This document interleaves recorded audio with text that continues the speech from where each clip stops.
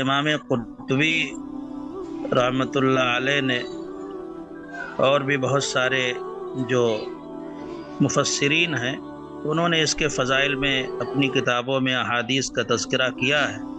رسول اکرم صلی اللہ علیہ وسلم نے ارشاد فرمایا کہ سورہ بقرہ پڑھا کرو، کیونکہ اس کا پڑھنا برکت ہے اور اس کا چھوڑنا حسرت ہے، اور جادوگر اس کے پڑھنے والے پر قابو نہیں پا سکتے۔ یعنی جو سورہ بقرہ پڑھتا ہو، اہتمام کرتا ہو، سنتا ہو، پڑھنے سے برکت ہوتی ہے، اور جو چھوڑ دے ہو بد نصیب اسے کہا گیا۔ اور جس کا معمول اس کے پڑھنے کا ہو، جادوگر پھر کبھی اگر اس کو جادو کا نشانہ بنانا چاہیں تو نہیں بنا سکتے۔ اسی طریقے سے حضرت صلی اللہ علیہ وسلم نے فرمایا کہ جس گھر میں سورہ بقرہ پڑھی جائے شیطان وہاں سے بھاگ جاتا ہے۔ رسول اللہ صلی اللہ علیہ وسلم نے ایک جگہ فرمایا کہ سورہ بقرہ سنام القرآن اور ذروۃ القرآن، یعنی ہر چیز کے اعلیٰ افضل حصے کو سنام اور ذروہ کہا جاتا ہے، تو چونکہ یہ قرآن کا افضل ترین حصہ ہے اس لیے اسے سنام القرآن اور ذروۃ القرآن کہا جاتا ہے۔ اس کی ہر آیت کے نزول کے وقت 80 فرشتے ساتھ میں آتے تھے۔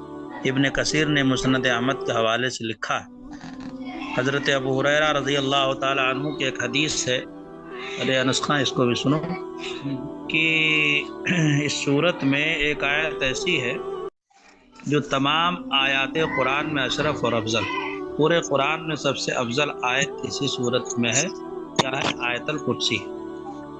آیت الکرسی ہے وہ جو سب سے افضل ہے، اور ترمذی شریف کے اندر یہ روایت ہے۔ تو اللہ کے نبی علیہ السلام نے فرمایا کہ اس صورت میں ایک ایسی آیت ہے جو تمام آیات قرآن میں اشرف اور افضل ہے، اور وہ آیت الکرسی ہے۔ حضرت عبداللہ ابن مسعود رضی اللہ تعالی عنہ نے فرمایا کہ سورہ بقرہ کی 10 آیتیں ایسی ہیں کہ اگر کوئی شخص ان کو رات میں پڑھ لے تو اس رات کو جن شیطان گھر میں داخل نہیں ہوگا۔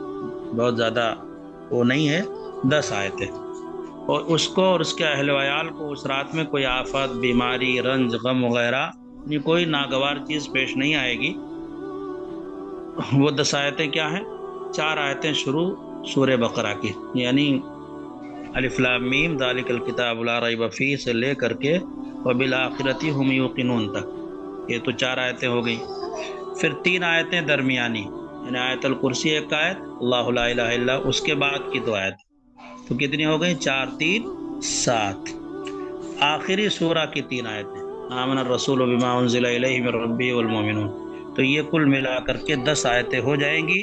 اگر کوئی پڑھ لے تو اس رات کو جنات، شیطان گھر میں داخل نہیں ہوں گے، اللہ تعالیٰ اس کو اور اس کے اہل و عیال کو آفات و بلیات، مصیبتوں، پریشانی سے نجات دے گا۔